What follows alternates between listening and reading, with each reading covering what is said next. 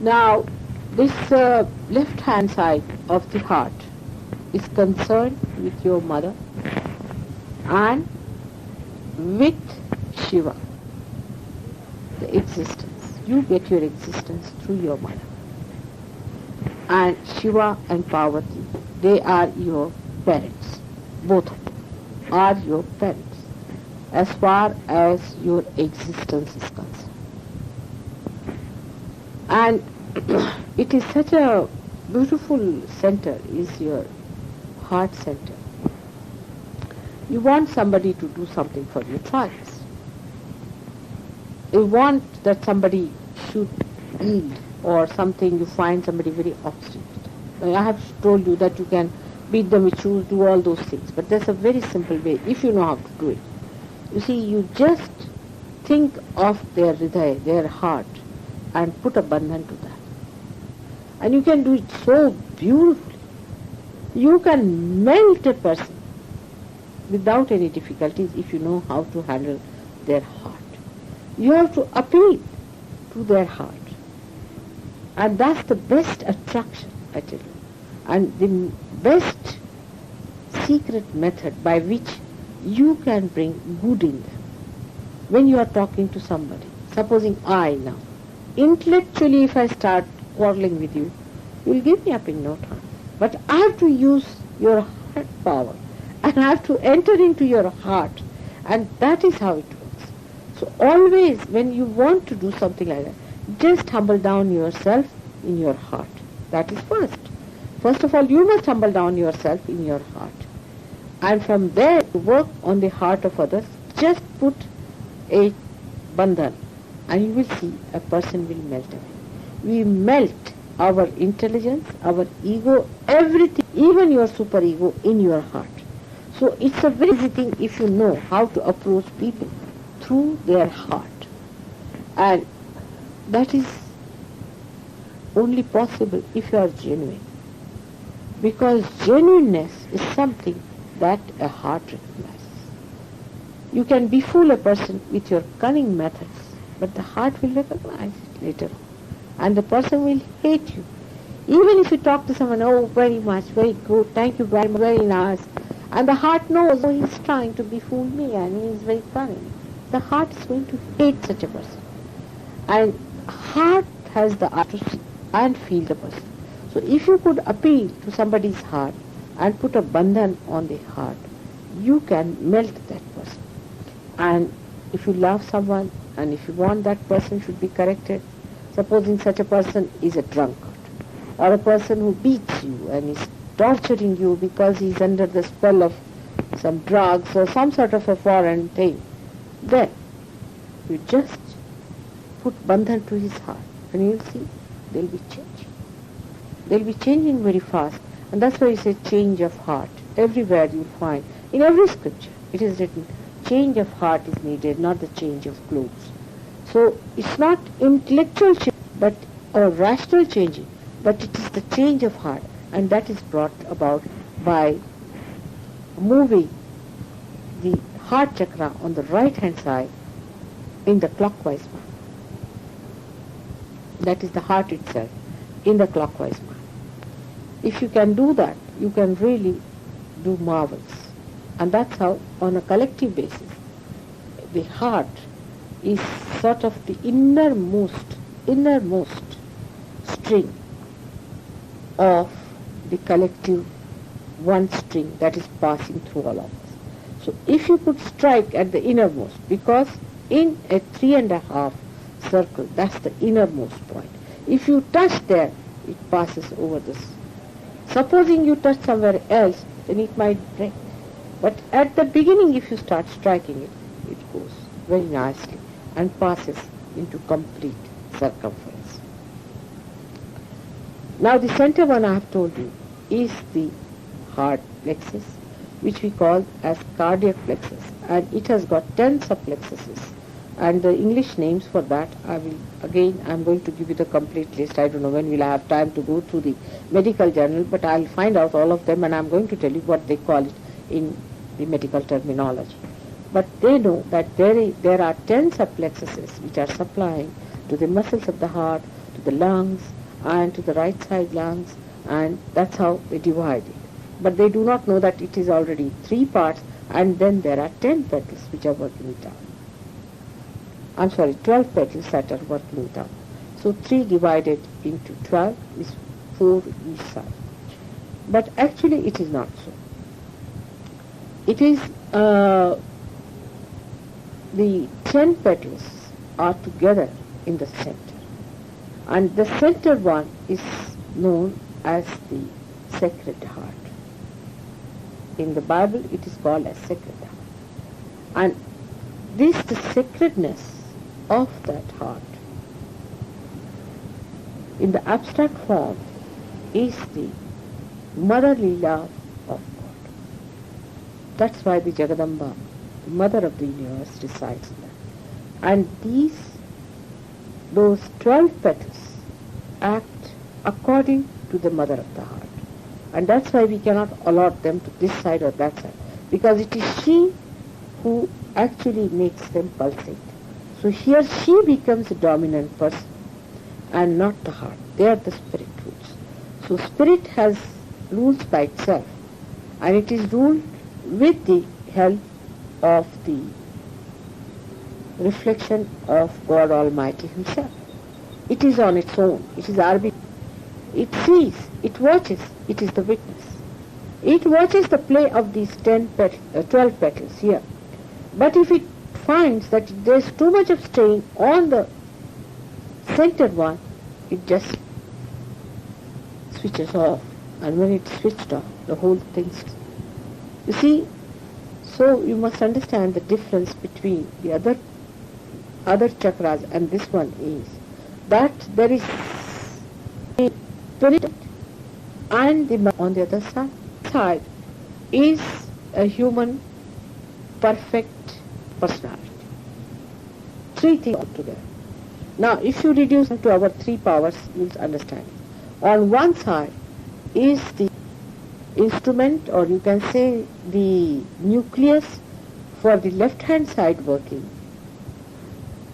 In the center, it is, or you can say left-hand side working, you can say the Mahakali is working.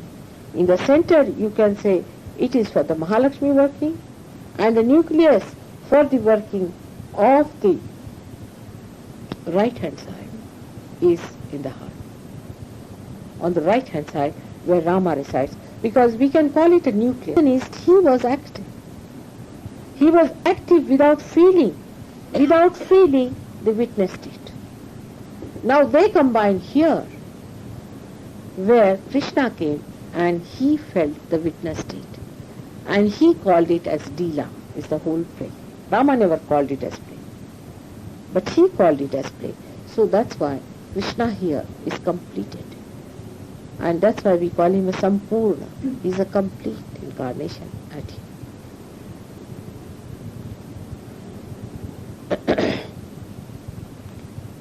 You know that Christ was here, and I've told you about Christ in that book. I've read it out to you, Devi Mahatmya, what they have described about him, how he was created and how he was brought here. He was Mahavishnu, and how he was put there. But that is not just now we are discussing. We are just now discussing about these 3 parts of the heart. Now, what is the connection of these 3 parts? Why should they be placed at that time? Because at this juncture, we have 3 nucleus working together on 3 different channels, and they are to be connected somehow. They are to be connected. Otherwise, you see, in a human being, there is not so much of connection established because there is no Kundalini awakening. There is parasympathetic is halfway dangling. And how are they to connect? Between the heart, which is existence, between the heart, which is evolution, which is the heart, which is activity. So, at this juncture, it is kept connected. The heart stops. Everything stops. Simultaneously. But when you are on this, then your horoscopes work out. Horoscope can work out only up to this point. Because if you predict a person is going to die according to a horoscope, now say they say he is going to die, say tomorrow.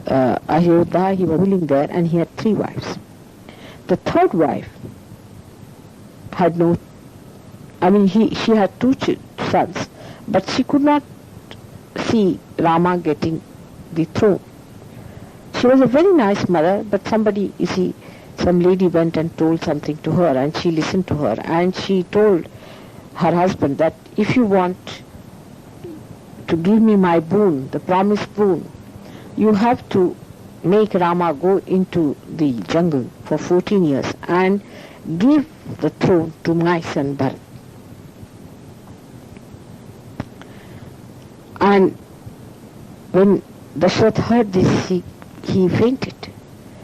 He fainted with this request, but Rama was there. He heard it, and he immediately told her that I'm going to the forest and I've accepted it, and you appoint your son as the Bharat. For me, it's all right. And that's how he went, you see, just to obey the order of his father, because father had not even ordered, but because he was compelled. He had given his wife 2 boons. That once, you see, in a war, she saved his life, so he said that whenever you want, you can ask for these 2 boons. And she never knew that she would use them in such a funny way.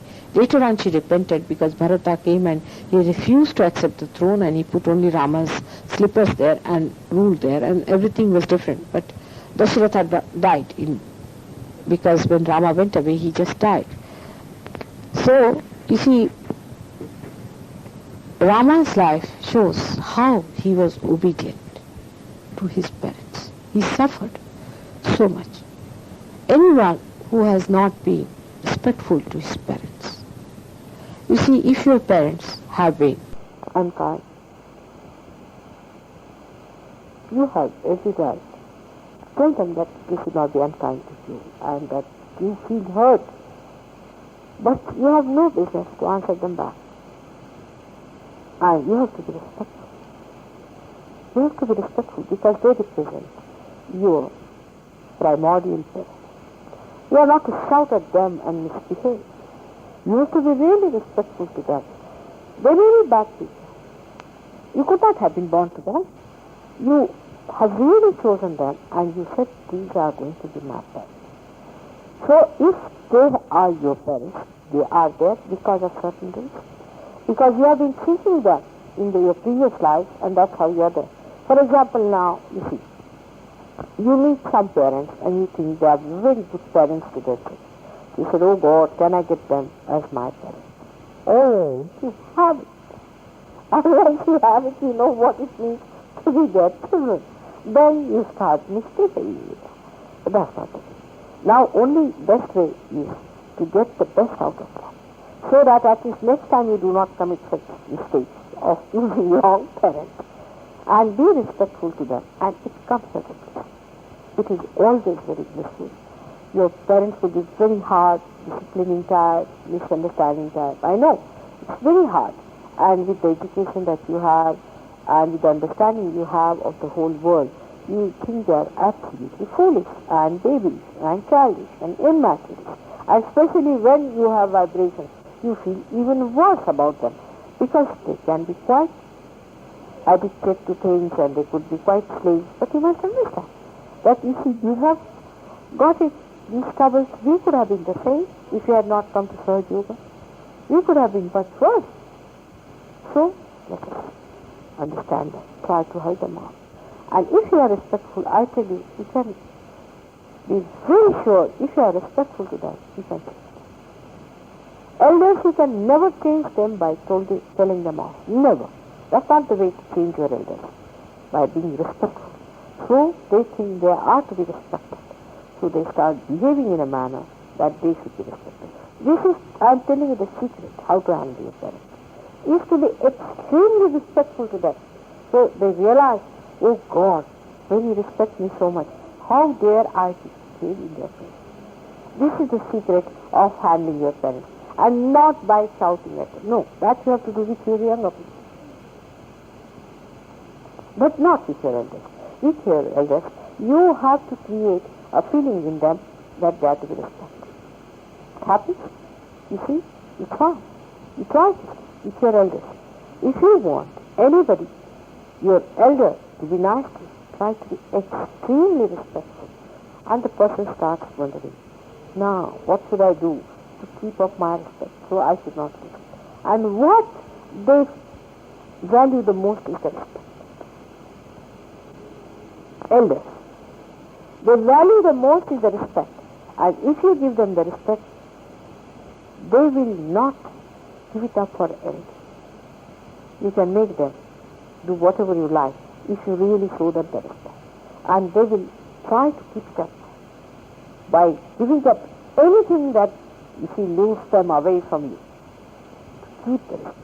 But you see, it happens like that. You find your parents not doing what is right, start disrespecting them.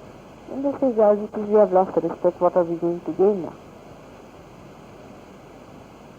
Because, you see, these things do not sort of create any recording in their brains.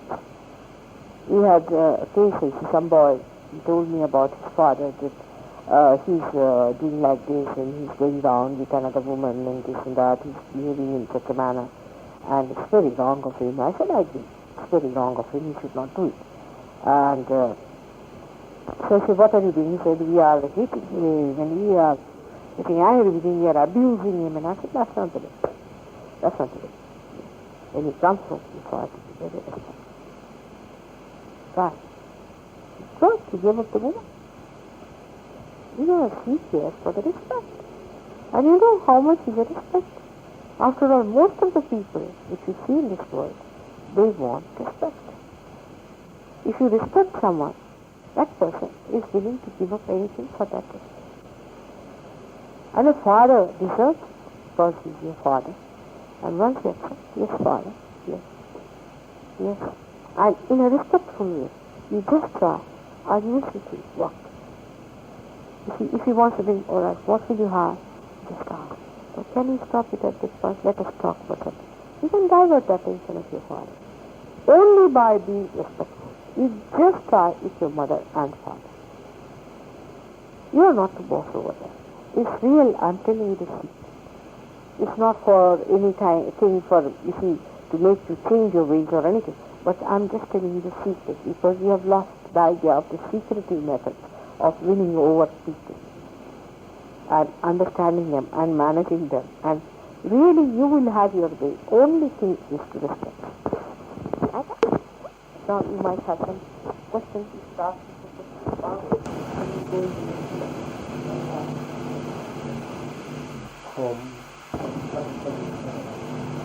Now, if the person suffers from the center of the heart, not so that the second person can be also helpful because the person is just